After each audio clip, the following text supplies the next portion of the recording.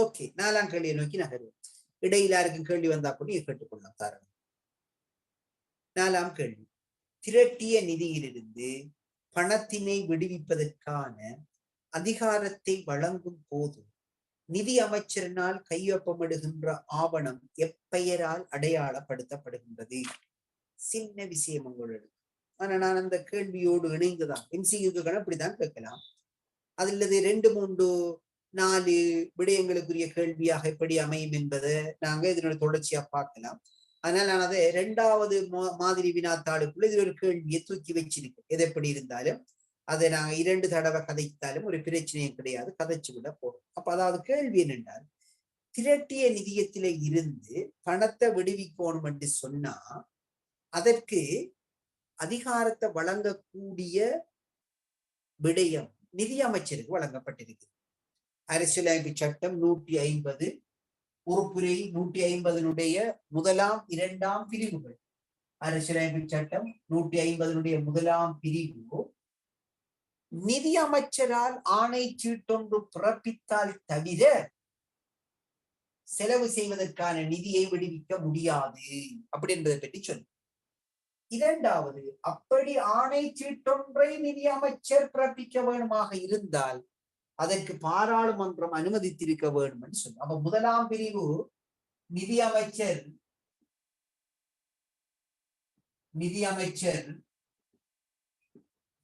ஆணை சீட்டை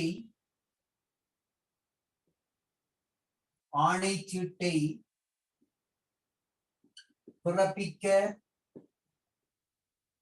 வேண்டும் என்பதை பற்றியும், அதனுடைய 2வது பிரிவு ஆணை சீட்டிற்கு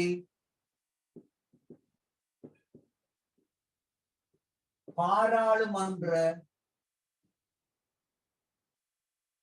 அனுமதி வேண்டும் என்பதை சொல்லி, பாராளுமன்றம் அனுமதித்தா மட்டும்தான் நிதி அமைச்சரால் கூட ஆணை சீட்டை பிறப்பிக்க முடியும். அது என்ன ஆணை சீட்டு? நமக்கு தெரியும், ஒதுக்கீட்டு அதிகார சட்டம் நிதி பிரமாணம் 58 அதனுடைய உபபிரிவு 4 நமக்கு சொல்ல வருகின்ற முக்கியமான ஒரு செய்தி ஒதுக்கீட்டு அதிகார சட்டம். ஒதுக்கீட்டு அதிகார சட்டம். இந்த ஒதுக்கீட்டு அதிகார சட்டம் நிறைவேறுவதற்கு முன்பு நாங்க ஒரு முக்கியமான விடயம் தெரிஞ்சிருக்க வேணும். அதுதான் நிதி பிரமாணம் 58 3வது பிரிவு சொல்ல வருகின்ற குழுநிலை திருத்தம். குழுநிலை திருத்தம். இந்த குழுநிலை திருத்தத்துக்கு முந்தைய ஒரு விடயம் 58ஆம் நிதி பிரமாணத்துடைய 2வது பிரிவு சொல்ல வார செய்தி ஒதுக்கீட்டு சட்ட மூலம். ஒதுக்கீட்டு சட்ட மூலம். இதற்கு முந்தைய செய்தி 58(1) சொல்ல வருகின்ற செய்தி பாராளுமன்றத்தில்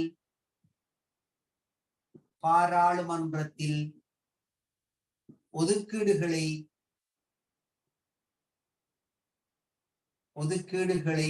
சமர்ப்பித்த 4 செய்தியை விளங்கிக் கொள்ளுங்கள்.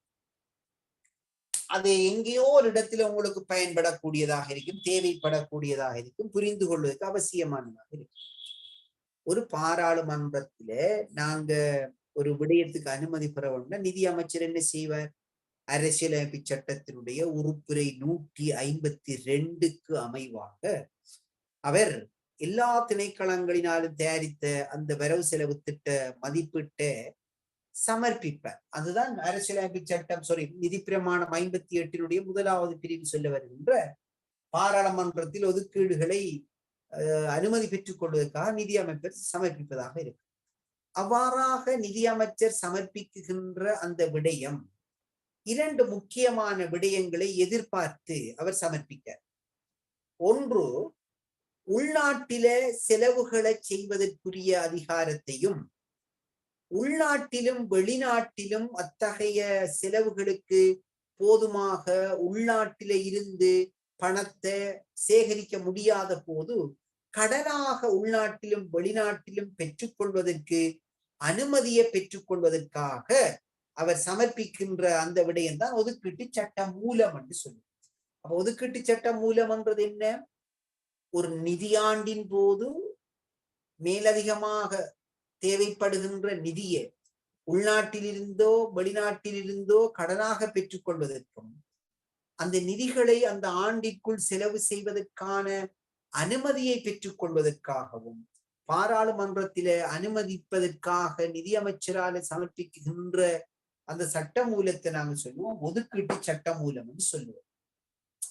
இந்த ஒதுக்கீட்டு சட்ட மூலத்தினுள் பல்வேறுபட்ட மதிப்பீடுகள் இருந்தாலும் சிலவற்றுக்கான மதிப்பீடுகள் இல்லாத விதமாக அந்த வரவு செலவு திட்டம் தயாரிக்கப்பட்டிருந்தால் அந்த அத்தகைய விடுபட்ட செலவுகள் கட்டாயம் அந்த நிதியாண்டிற்குள் செய்தே ஆக வேண்டும் என்று உணர்கின்ற பொழுது அத்தகைய விடுபட்ட செலவுகளை அமைச்சரவையினுடைய அந்த முன்னிலையில அந்த விடயத்தை நாங்க சேர்த்து கொள்ளுதல், அந்த விடயத்துக்கு அனுமதி பெறுதல், அந்த அபார அனுமதி பெற்று ஏற்கனவே இருக்கக்கூடிய வரைவு வரவு செலவு திட்டத்தோடு இணைத்துக் கொள்வதற்காக பெற்றுக்கொள்கின்ற அனுமதியை நாங்க சொல்லுவோம் குழு நிலையில் திருத்தம்.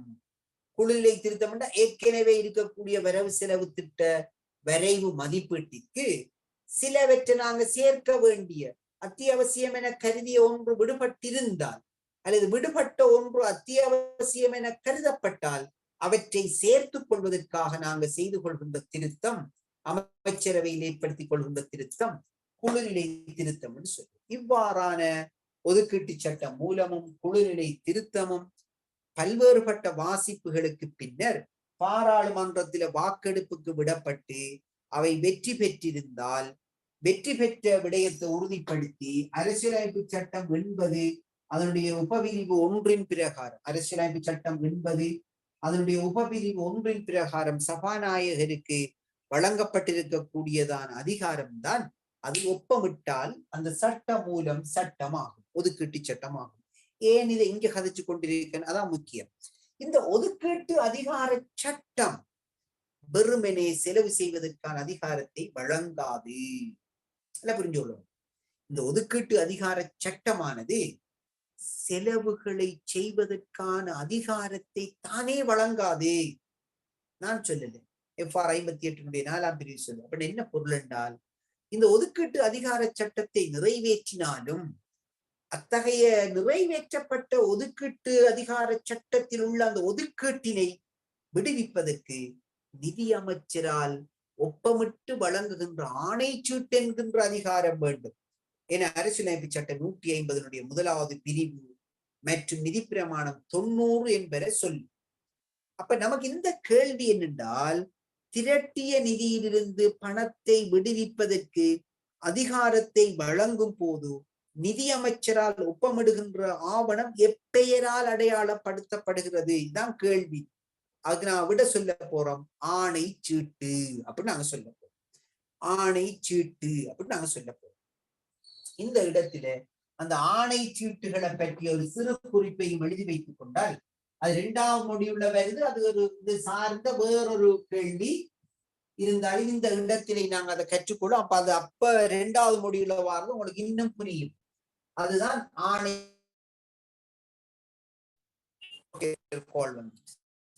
அப்ப ஆணை சீட்டு என்ன? இருக்கக்கூடிய ஒதுக்கத்தை விடுவிப்பதற்காக நிதி அமைச்சரால் ஒப்பமிட்டு வழங்குகின்ற பத்திரம்.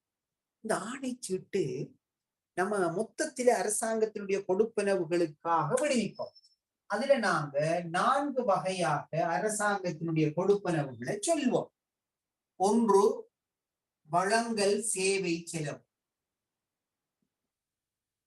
வழங்கல் சேவை செலவு. 2 விசேட சட்ட சேவை செலவு. இது 2 செலவு. 3 இந்த வழங்கல் சேவைக்குள்ள வருகின்ற முற்பண செலவு. முற்பண செலவு என்று சொன்னாலும் முற்பண கொடுப்பனவு நான் முற்பண செலவு என்று சொல்லிக்கொள்ளும். 4வது மற்றும் ஒரு முற்பணம் தான் எதிர்பாராத பின்னிகழ்ச்சி நிதிய முற்பணம். இந்த 4 விடயங்களுக்காகத்தான் ஆணைச்சீட்டுகள் பிறப்பிக்கப்படுகின்றன என FR90 நமக்கு சொல்லும்.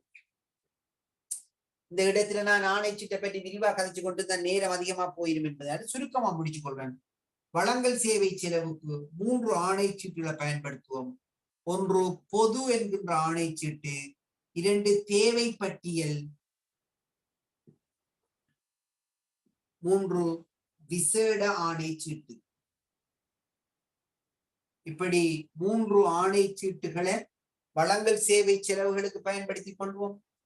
விசேட சட்ட சேவைக்கு விசேட சட்ட சேவை ஆணைச்சீட்டு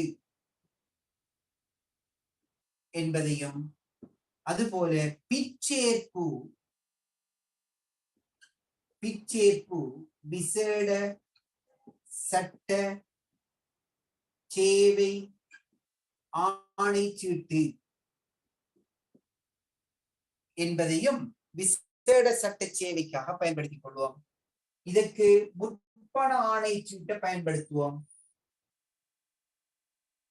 முற்பண செலவுக்கு முற்பண ஆணைச்சீட்டை பயன்படுத்துவோம். இதற்கு எதிர்பாராத பின்னிகழ்ச்சி நிதிய, அதே பெயர்ல பின்னிகழ்ச்சி நிதிய முற்பண ஆணைச்சீட்டை பயன்படுத்துவோம். எதிர்பாராத பின்னிகழ்ச்சி நிதிய முற்பண ஆணைச்சீட்டை நாங்க பயன்படுத்துவோம். இவைதான் மொத்தமாக இருக்கக்கூடிய 7 ஆணைச்சீட்டுகளும். வழங்கல் சேவை செலவுகளுக்கு 3+1 4, விசேட சட்ட சேவை செலவுக்கு 2, எதிர்பாராத பின்னிகழ்ச்சி நிதியத்திற்கு 1, மொத்தமாக 7 ஆணைச்சீட்டுகள் பயன்படுத்துவோம். இந்த ஆணைச்சீட்டு மாத்திரம் நிதியாண்டு முடிவடைந்த பின்னரும் காலாவதி அடையாது. அப்ப இது காலாவதி அடையாத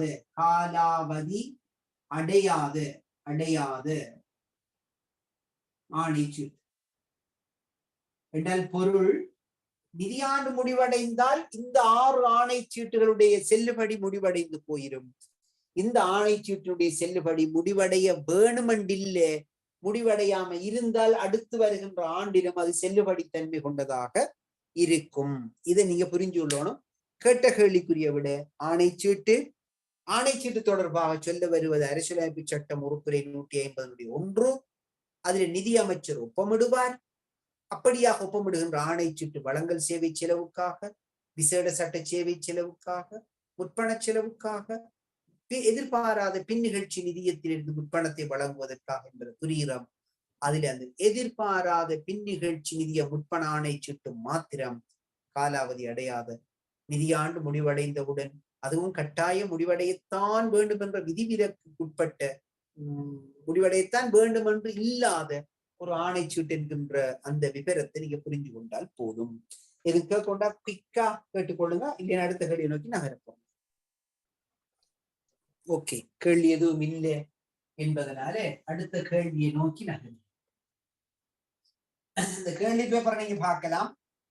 முதல் 5 கேள்விகளும் ஒற்றை விடை, அடுத்த 5 கேள்விகளும் இந்த நிதியமைச்சரினால் கையொப்பமிடப்படும் 4 வகையான ஆணைச்சீட்டுகளும் இப்ப நீங்க சொன்னதுதானா?